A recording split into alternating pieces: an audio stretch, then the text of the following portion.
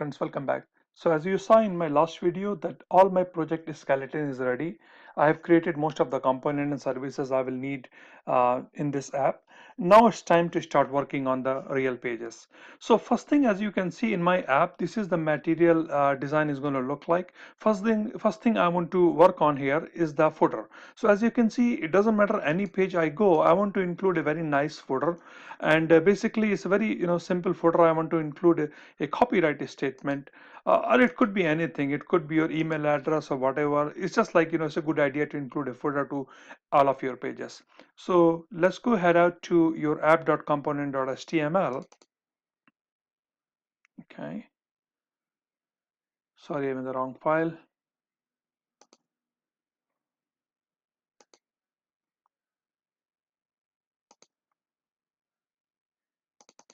Okay, so app.component.html, as you can see, it's vanilla. There's nothing out there. First thing, I want to include a footer here.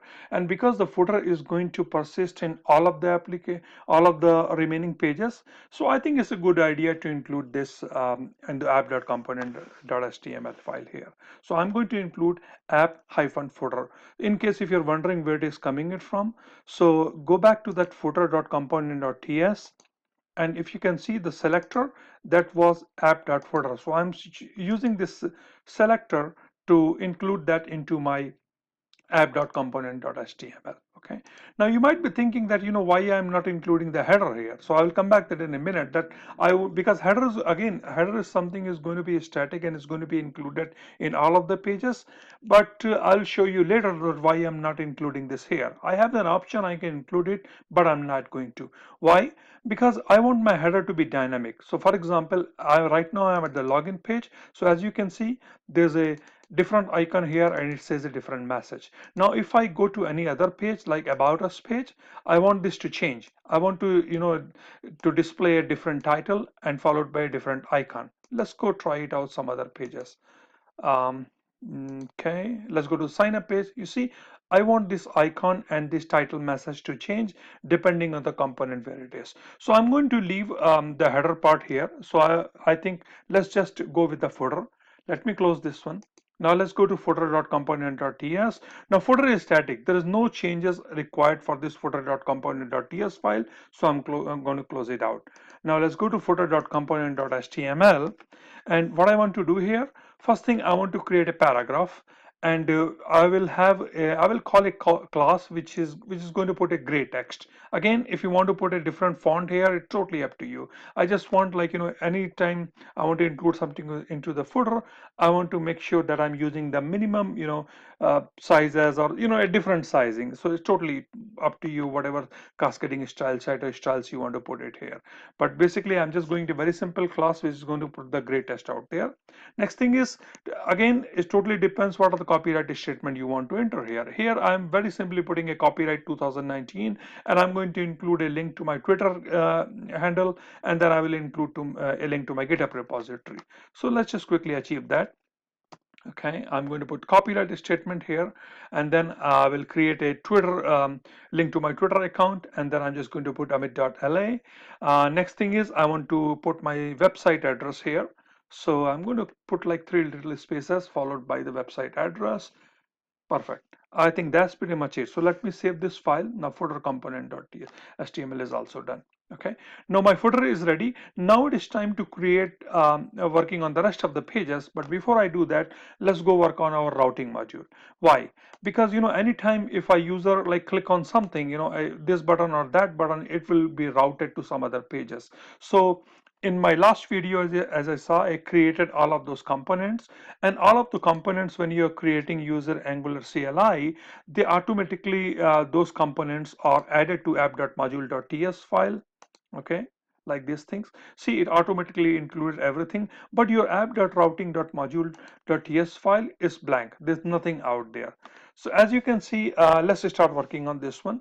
So first thing you will notice here, there are routes. Routes is a constant, and it's an array. So all of those component pages which you want your user to browse into, you have to include those into routes. Okay, I'll show you that what I mean. So for example, about us is a link, login is a route, sorry, about us is a route, login is a route, sign up is a route, and just like that, profile pages, manage pages, everything, all of the routes which you are going to use in your application, you have to include those things here. Think about, like, if you're plain HTML, you use the anchor tag ahref. So this is a very similar behavior. Here you use the routes. So let's quickly start adding those things. First thing I'm going to include here, um, is, like, I have to include all of those components what I've created through Angular CLI. So I'm just going to fast forward, okay,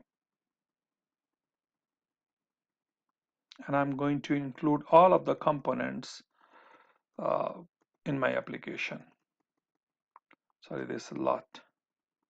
Okay, now, um, all my components are included. Okay, now let's start including those to my routes. So first thing, as you can see, I'm going to create a blank route. That means the by default, if I just somebody types localhost 4200, or when I'm going to host it, say abcd.com, when something goes to abcd.com, the first page is going to open is the about us. You can change this behavior, but right now I want my user to land into about us page. That's why I'm doing it like this. Okay, one more thing you want to include here is star star. That means, like, no, accidentally if somebody types something a junk here, like, something like it, and the route doesn't even exist, in that case you want that user, don't leave it open. So I think it's a good idea to include. And if somebody puts a junk URL, you want your user to redirect to some pages, like, about us page or whatever that is. Okay, now let's just start including the rest of the components here. Okay, so first thing is about us. As you can see, path equals to about us, and component equals to about us dot component. Okay, so login, sign up, student. Now, student is a little bit special. Why? Because I do not want anybody to go and just go to the student. So for example, if you go to the student, I want, if the user is not signed in, I want user to go back to the login page, or some other page, because user is not signed in. So what I'm going to do here, I'm going to protect this route. This is called, like, routing your protecting your routes. And the way to achieve this is using a auth service. So remember, in last video I created a blank service called auth service. So I'm going to call this auth service here, and initiate a method called can activate. So whenever this somebody is trying to go to this student, is going to invoke this can activate method, and whatever I pass this inside the can activate is going to call that service. So here, auth service. Right now you might be asking, what is inside auth service? Don't worry about this. Once we code the auth service, then we'll talk about this, what to put, how to control this behavior. But for now, just like include this can activate and call this auth service inside this can activate. Now, is you might be noticing that this is an array. So if you want to secure your route, um, like, you have two different services. So for example, you want to make sure that user is authenticated, and second, you want to make sure that user is an admin or a teacher. You don't want, like, so there are student profile pages are different. You want a student to see only profile pages, but you do not want a student to see manage student pages. So again, you can put as many services as you want. So in that case, I'm going to call another service called nav auth service. So once I code these services, you will understand a little better. But for now, for this page, I think this is enough. That this right now, just think, like, what I'm doing here. I'm controlling the route behavior. So for example, anytime somebody trying to go to this page, he will be asked that if it is authenticated and does he already has access to this one. So two different services are going to control the route behavior.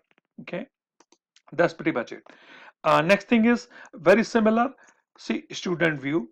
So again, same thing. I'm going to call two different services here to control the uh, auth guard, to control this route. Okay. So as you can see, that's pretty much it. That's the most difficult logic in this page. Rest of the things I'm just going to do a copy paste, or let me just do a fast forward and include all of the pages. So as you can see, all of the pages, and right now you might be seeing there are some pages which are a little special, like fee, and followed by a colon ID. So that means this is the page fee component fee, but it is expecting a parameter. So the way it's going to look like is fee, and you will have something, a value here. Okay.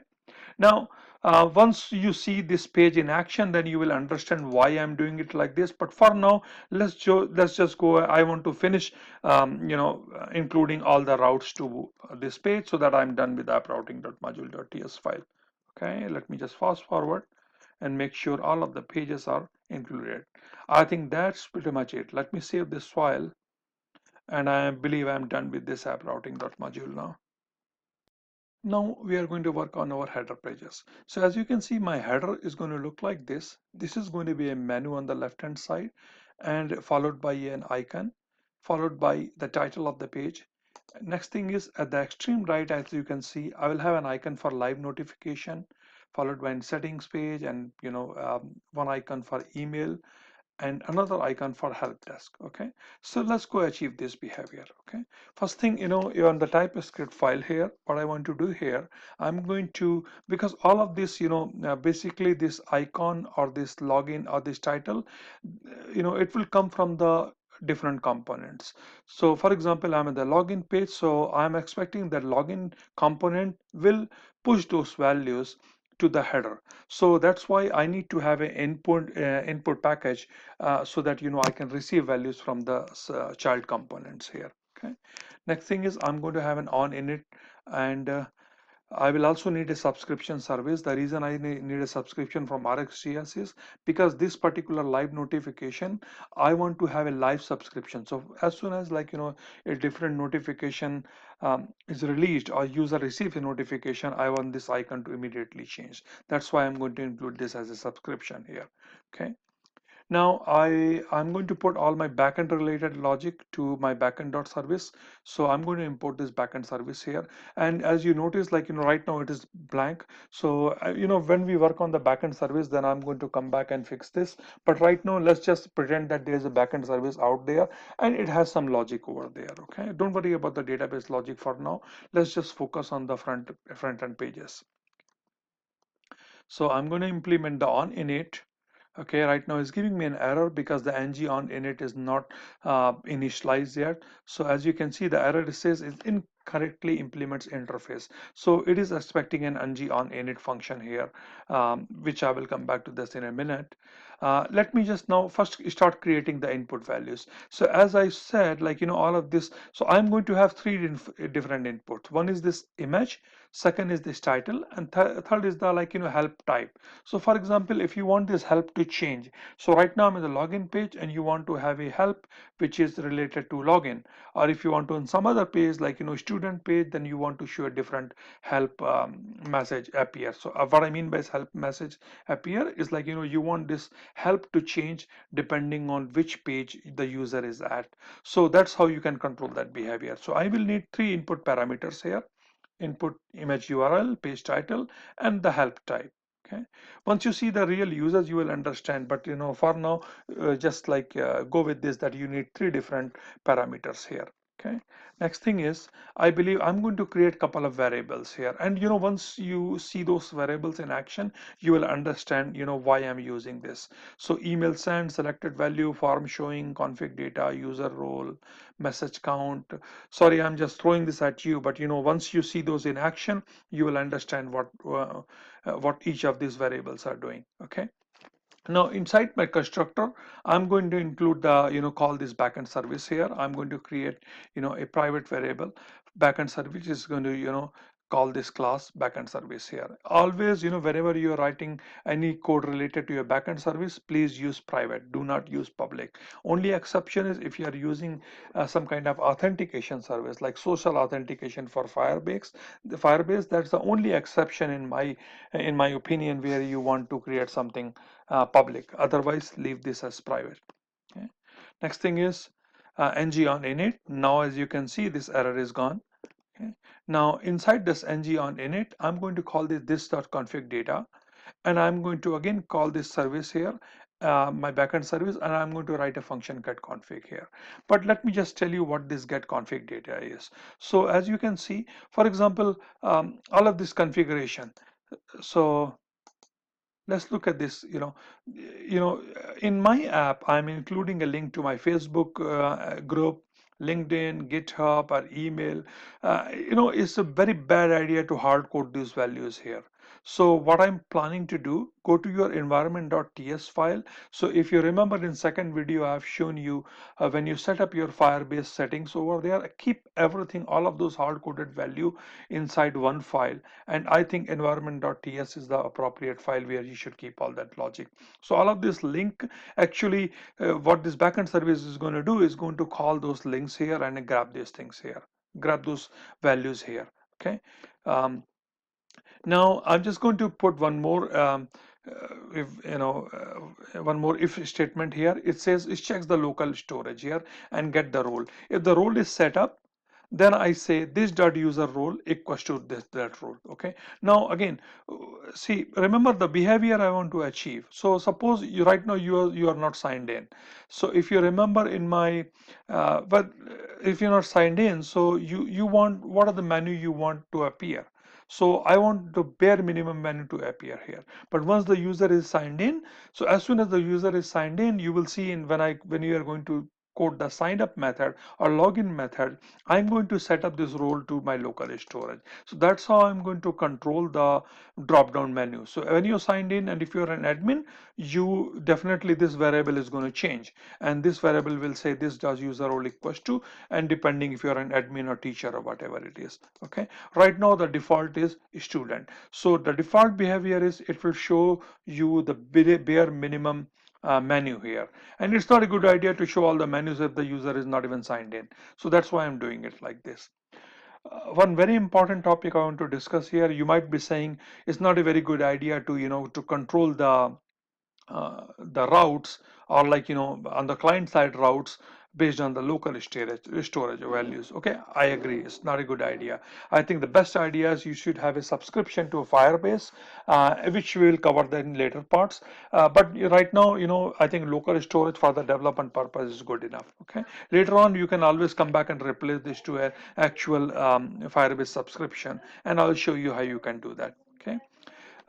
Next thing is I want to get a that this got get message count. So now again, what this message counts is, as I said, like this icon should show you, should grab the latest number of unread notification from the server. So this is what this function is going to do. Now let's define this function. Okay. So what I'm going to do here, I'm going to create a new function, get message counts. Again, right now this message, because I haven't created that in the backend service here, right now just go with like you pretend that that count is there. Okay, because I want to finish off the HTML side of it. So let's go create those variables. This dot message count equals to this dot backend service, and I'm going to create a method called get user student message counts here. Again, once we code the backend service, there I will show you how to get the total counts from the server. Okay. Next thing is I want to create a different function for on submit. Now what this is, remember this email icon. So if I click this icon, the behavior I want to achieve, I want to create a simple form. I want to show a little different, a small form, contact form where user can put the name, phone, email, message, and click on the post. The moment user clicks on the post, what it should do, it should grab all those fields and hit submit that form to server. So that's why I'm creating this on submit, which takes the form data, and what it does, again, the moment you create the form data is going to set this variable, this data loading equals to true. Right now it is false. So again, once you see the HTML side, you will see what exactly it does. Okay. Next thing is I'm just going to call it send email function on the backend service here, and I'm going to subscribe to that. And there are three subscribe takes, three different parameters here. So if the results are out there, I want to do nothing. I just want to, if you can, console log the results. If there is any error, what you want to do, you want to grab that error, and you want to, if you have a choice, you can display that error to the front end. Okay, and then immediately the data loading equals to false. So what data loading is, I'll show you, it creates a spinner. So if I click on the post, I want to show a spinner or showing something, that some kind of animation that this is actually doing something. And the moment it comes back with the error, or it comes back with the success, I want to set it to the false. Okay.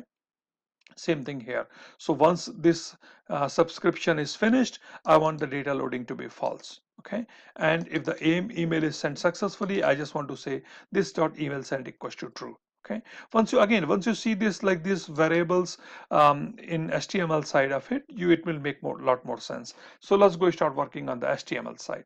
So first thing I want to do here, again, I want a toolbar here. So in case if you're wondering where I'm getting all this from, let's head out to material.angular.io one more time, go to the components, and I want to have a top toolbar. So let's go see where the toolbar is.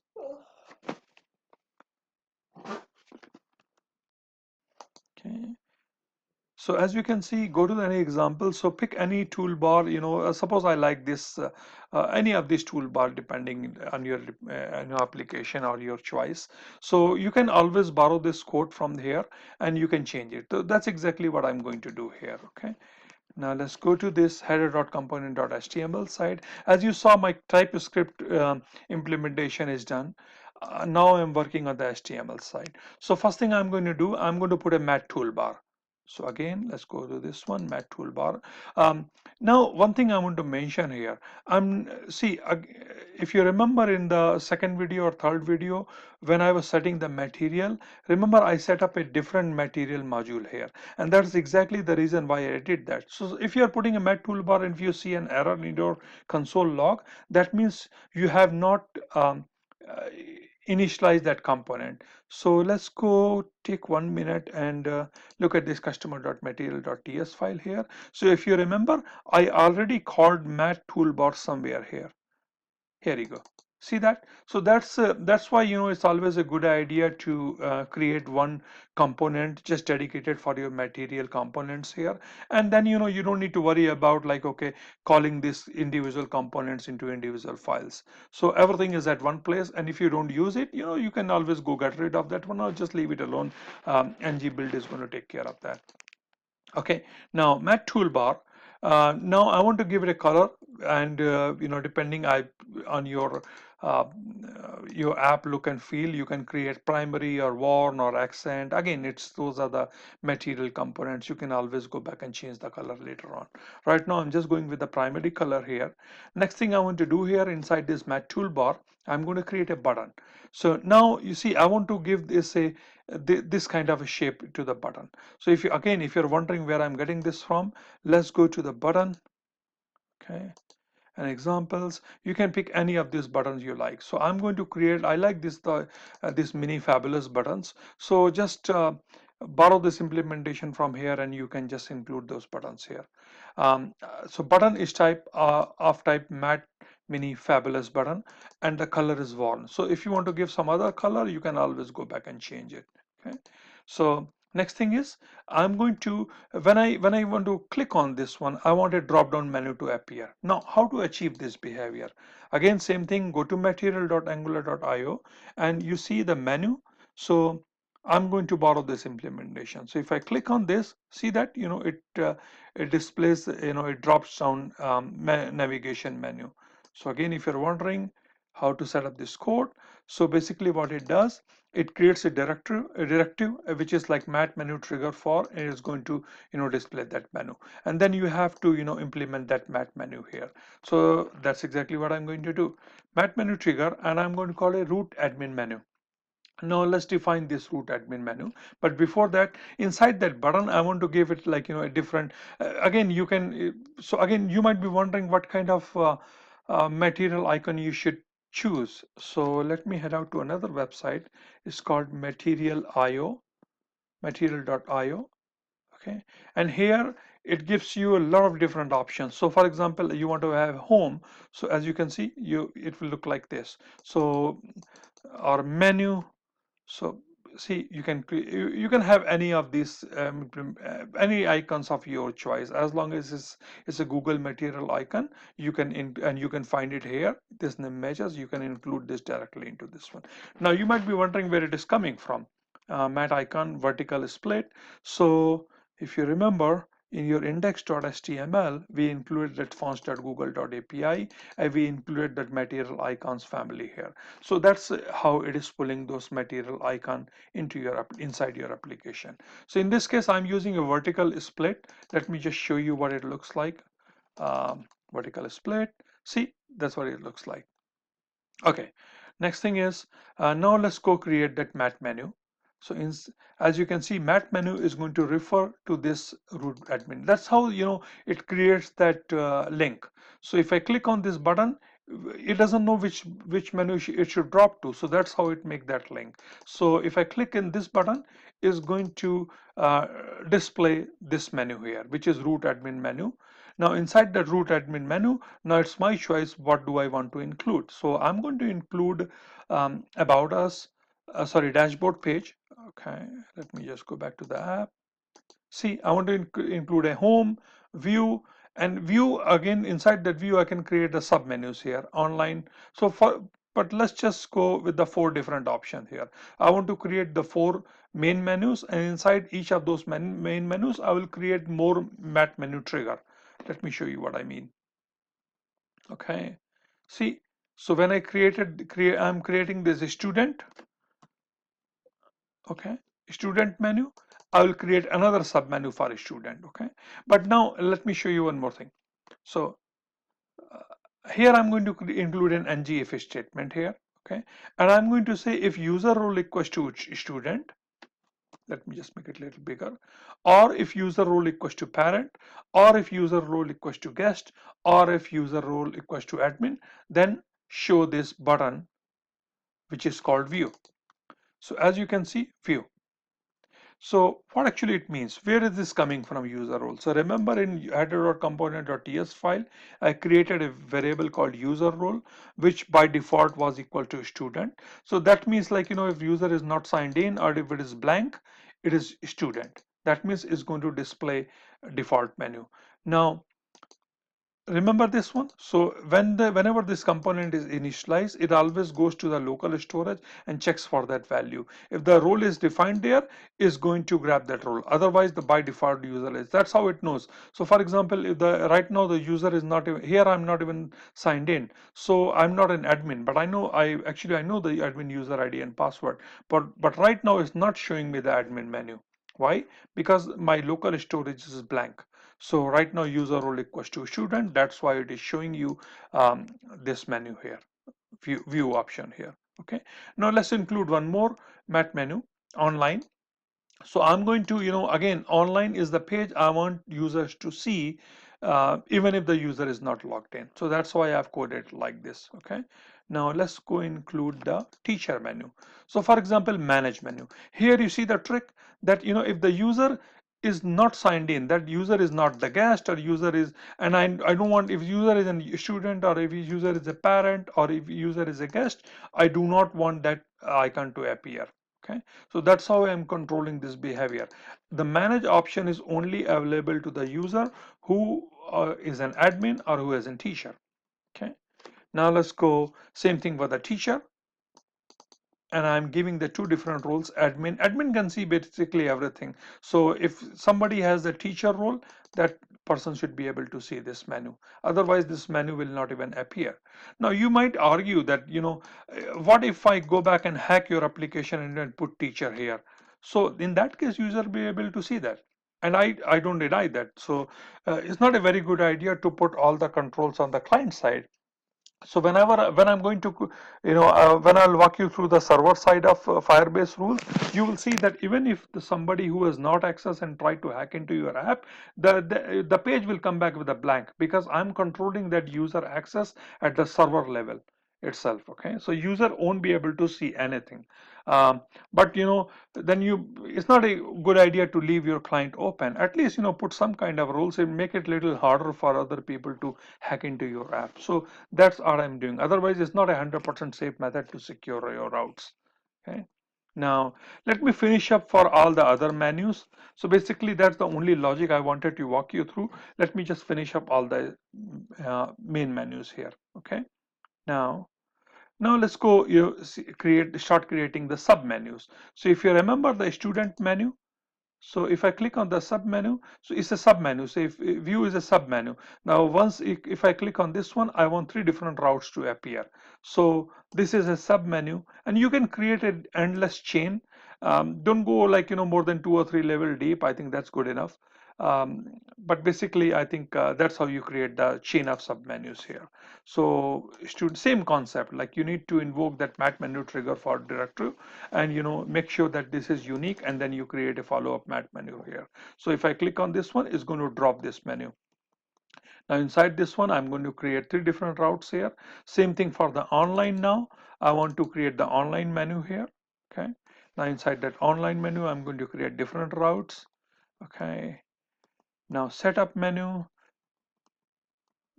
online menu, teacher menu, staff,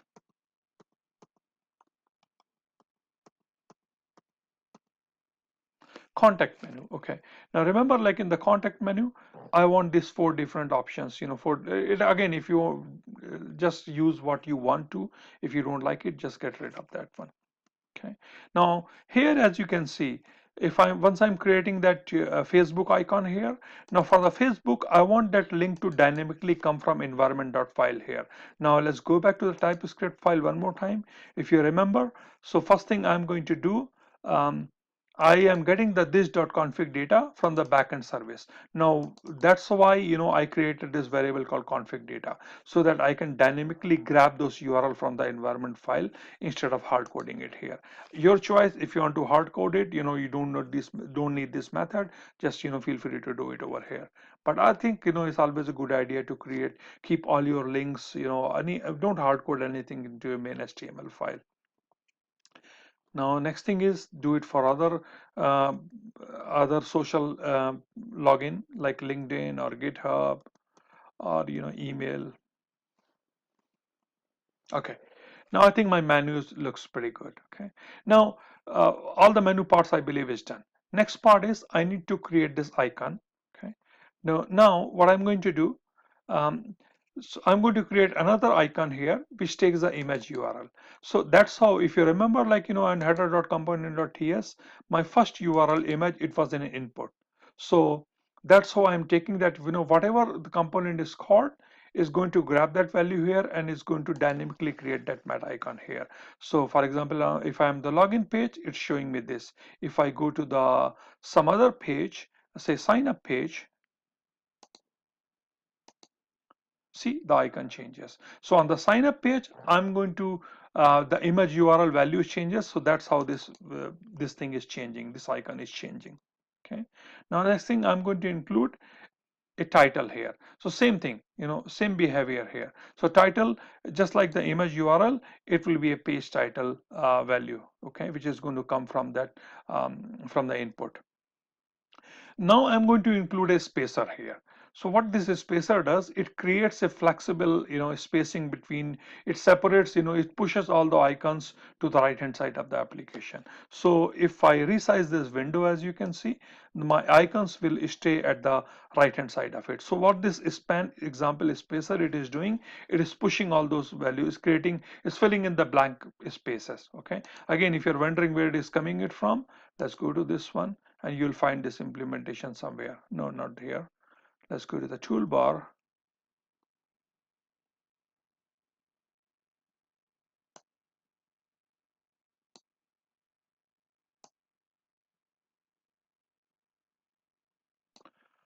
Toolbar, examples. See that example spacer? So you can borrow the CSL, CSS code from here. Okay. Now let's go. Now it's time to create those icons which are at the right hand side of it. So first icon is live notification. So again, this is very dynamic icon. What I'm going to do here, as you can see, it's a SMS icon. So again, it depends whatever icon you want. The only special thing this icon has, if the message is already out there, I'm going to create a mat badge. Now let me show you what this mat badge is. Okay. So right now it's kind of difficult to see what it is, but actually the behavior I want to achieve is something like this. So if there are 15 different notification, I want your icon to look like this. So that's exactly what Matt badge is going to do. So again, right now it is 0, so it will show you 0. But the moment, and one more thing you will notice, that this is an async. So async means it's an asynchronous. So if the server immediately, it's a dynamic asynchronous observable. So for example, if somebody pushes a message in your queue, immediately the UI is going to rewrite itself, and you will see an icon immediately. You will see a +1 or +2 here. But that's how you achieve this behavior.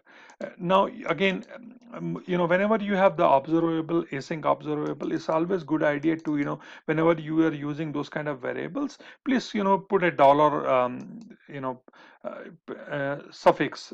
So let's go to this one. See, message count. So it's again a variable. Again, it's a naming convention. You can do, you can name it whatever you want. I think, it's a good idea whenever you're calling an observable. So to put a dollar, just put it at a dollar at the last. So this dot message count, and is going to call a different, a student service here, which is going to get that live messages from the Firebase. Okay. Once you see the backend side, backend service, it will make more sense. But for now, I think I just want to complete this implementation, this header dot component implementation, so that everything is in. Everything is in place. Once we start working on the server side, it will make more sense.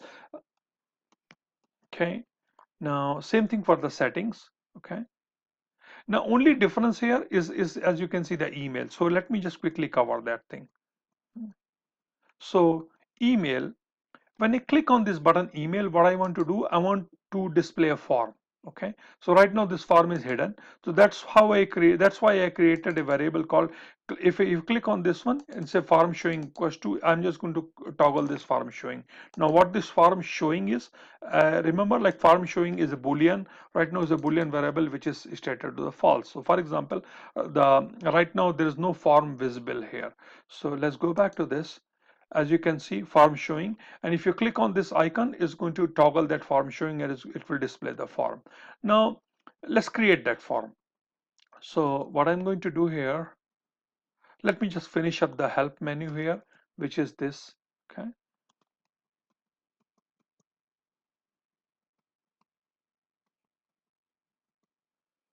Okay. Okay, now let's start working on the form. So this is the form I'm going to create. I'm going to create a mat card. By default, it will only show if the form showing equals to true.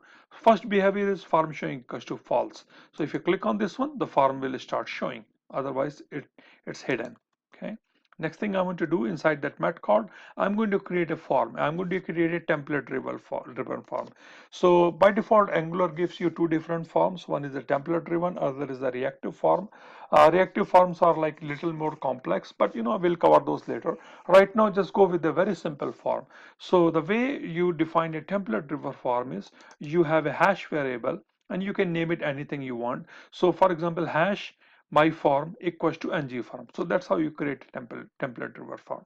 Now inside that form, I want to have four different fields here. So name, phone, email, message. So let's go start working on this one. But before that, I want to create, include a title. Okay. Next thing is,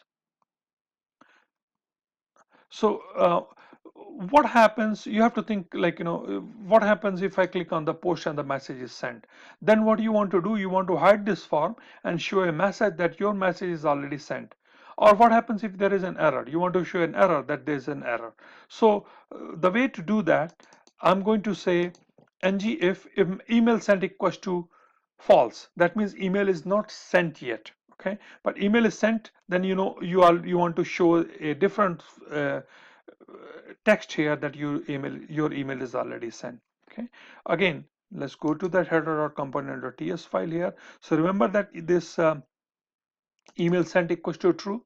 So right now email sent equals to false. So once the form is submitted and it comes back, and then in that case, if it finishes successfully, then I just want to say email sent equals to true. So what it's going to do is going to hide that form. It will display the message that your email is already sent. Now if you don't do that, your user will never know that your email is already sent. He will just keep clicking on post, post, post, post, post, and you will end up having 5 different emails with the same content. Okay. Now let's creating those forms here. So again, it's a very simple form. It's like 4 different fields here. First thing is name. As you can see, nothing is special about it. The only thing, it looks like a very simple HTML form.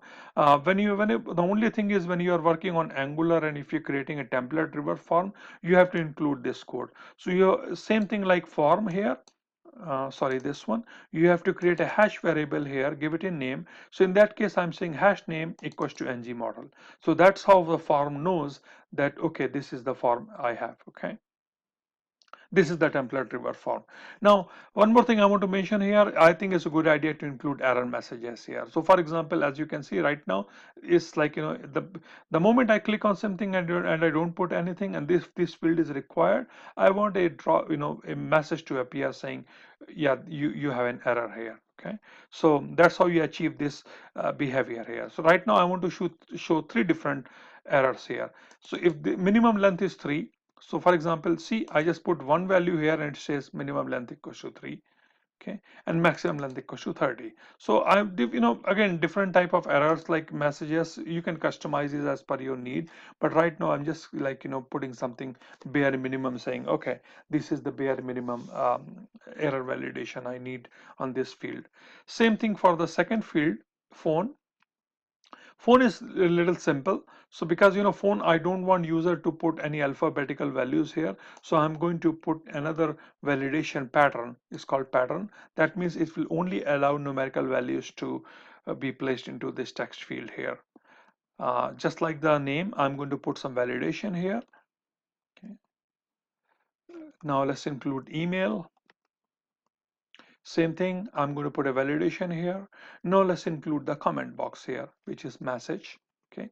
Now, unlike other fields, is going to be a text area, and I'm going to allow user to put at least 200 values there, 200 characters over there. One nice thing you might be seeing, like, it's a see that functionality here, that you want to see that, oh, you want to show user that how many characters he already put in. So let me show you how quickly you can do that. Very simple. It just says message.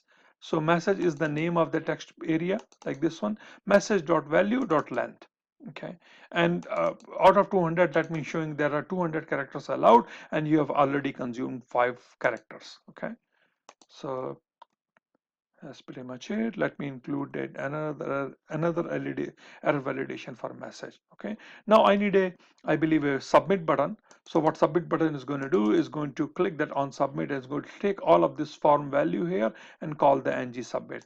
Okay. On g submit is this functionality. Sorry, on submit, not ng submit. So that's pretty much it, I believe. Oh, sorry, one last thing. So once this is already sent, see, this is what I meant. So if the email sent equals to true, so that means like do not show this form. What you want to show here, instead this message. Now let's create this message which says email is sent. And then once email is sent, then you want to give it functionality saying, okay, you have to close this message. So I'll just include another button. What this button is going to do is going to toggle that form showing here. So close. So it's very similar to to this button. So it's going to toggle that behavior. Once the email is already sent, it's going to collapse that form and hide that form. So I think that's pretty much it. This was the longest implementation of the header.component .typescript file. Rest of the things, I think there are, once we start working on the manage pages, those will be a little bit like lengthy sessions. But I think this file looks good. Looks good for now. So in follow-up videos, I will start working on the other pages.